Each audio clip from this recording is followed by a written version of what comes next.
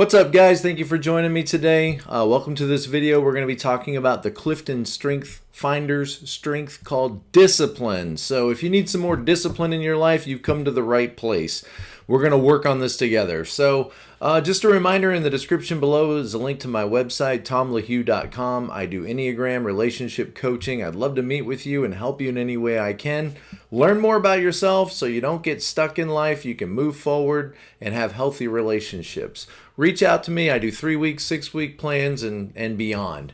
Also, there's a lot of information on my website about on-demand classes, and there's a discount code there for you, and I would love for you to continue to grow and develop as a person. I've got all kinds of classes on the Enneagram and relationships and spirituality and Christian life.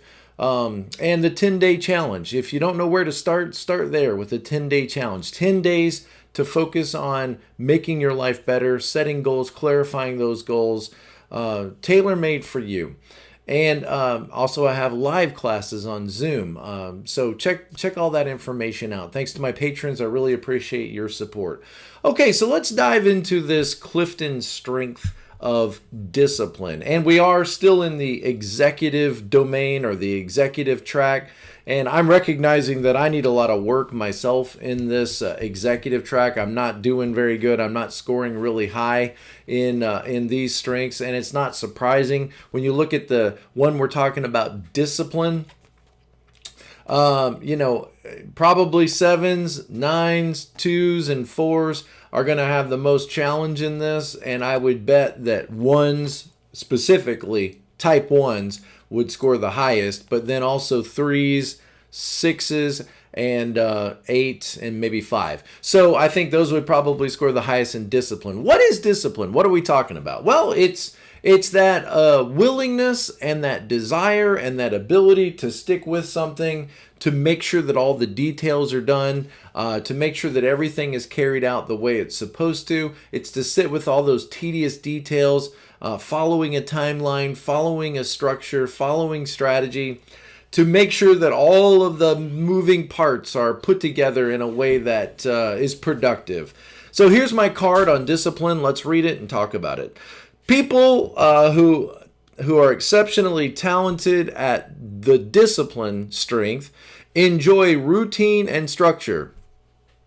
Now, I need routine and structure, but I don't necessarily enjoy routine and structure. I make myself... This is a skill that I have had to push myself and learn. So I can't speak to this as somebody who's naturally wired this way, but I can speak to this as someone who's really working at this, who really prioritizes this and tries to implement discipline in my structure, the way I live.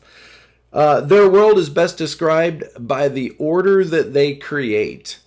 And here's the being statement. I'm being an efficient manager of limited resources.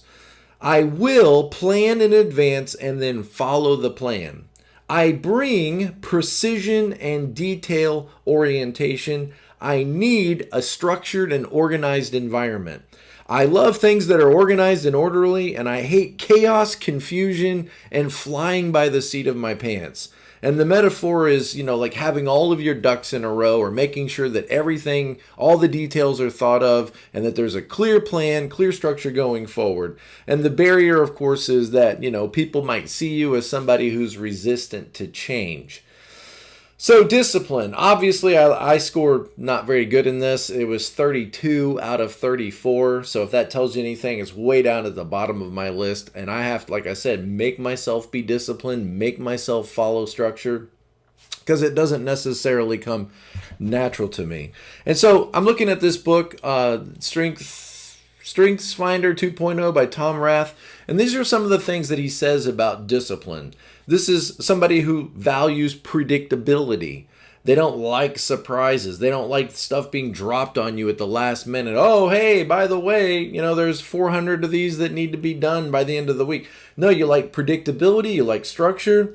And this first little paragraph is so good. He says, an ordered and planned environment, instinctively imposing structure on your world and setting up routines. What do you hear? Structure, order, routines, discipline.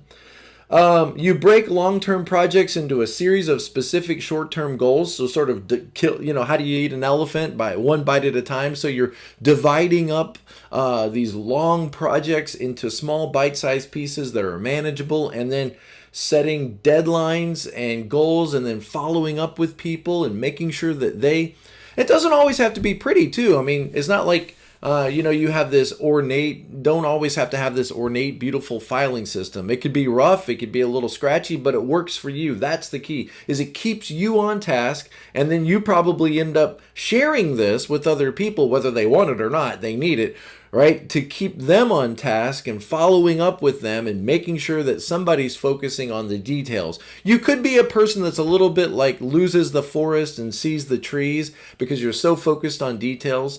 That maybe you don't always stay creative or on the big picture, but we need you. I mean, I need this in my life, and I would love to have a person like this on my team. I need a person like this out there in the office, keeping me accountable and making sure that the creative types, again, the 7s, the 9s, the 4s, and maybe the 2s, is making sure that we stay on task, that we keep the priorities in check and focus on the main things and get all of the little parts working. So I appreciate this, and I know I need to work on it, and I do work on it. I really do. I made myself follow a calendar. I make myself do that and get back with people. So routines, timelines, structure, all of these things help. I would say 8s might be high on this too because of that desire to control your environment and to stay in control of your environment. 6 is probably because they like the predictability and they like to know what the expectations are, and they want to be clear about all that so they don't, mess it up and get in trouble. And I think 1s are probably just a lot of 1s, especially 1-wing 2s, and probably just wired this way. And would be surprised why people like me might resist, because we want to keep our options open. It might be hard for us to make decisions, and so we don't have enough information yet. We feel like we don't have enough information. We want to keep spontaneity and all those things. When I say them out loud, I'm looking at my notes over here, it just seems kind of hollow to somebody who is disciplined, structured. But valuing spontaneity, discomfort with repetition.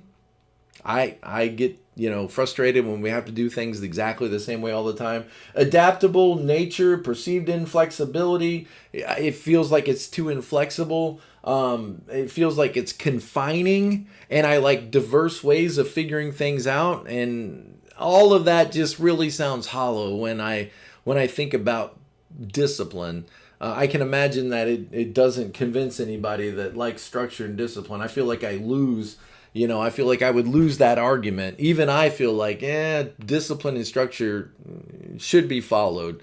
And I kind of feel embarrassed about it. Like, okay. So establishing clear goals. Let's go down this list here, okay? Establishing clear goals. Nothing wrong with that. Sounds great. We all need that person to help us do that. Prioritizing routine. So let's follow the plan. Let's make a plan. Let's follow the plan. And, consistent effort, consistently implemented, will bring consistent results. Often, not always, but often. Of course, we need big picture. We need to be able to change with the times. But as far as managing goes and getting tasks done, we need discipline. I need discipline. Break tasks into manageable steps, good time management, eliminating distractions, consistency, reflecting and adjusting, seeking accountability, continuing. Okay.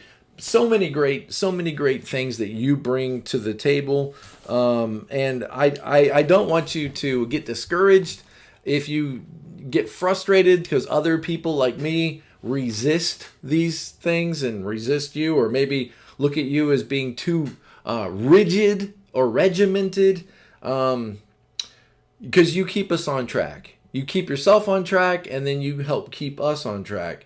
And I know I need this, and probably wherever you're working, those people need it too, even if they resist it. So what a wonderful skill, what a wonderful strength, what a wonderful thing to bring to the table. I value it. I'm not good at it. I need to grow in it.